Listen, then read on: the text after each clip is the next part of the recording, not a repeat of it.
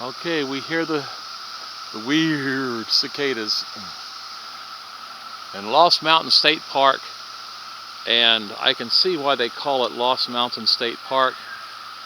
That's my daughter way over there, one of my grandsons. It's lost because you get up in there and you'll stay lost. Okay. What is that? Now I'm just seeing anything. The trees are mostly cut down. There's spikes right there. There's things that we just don't know, do we? But it is so weird. All right. That sound is ever present.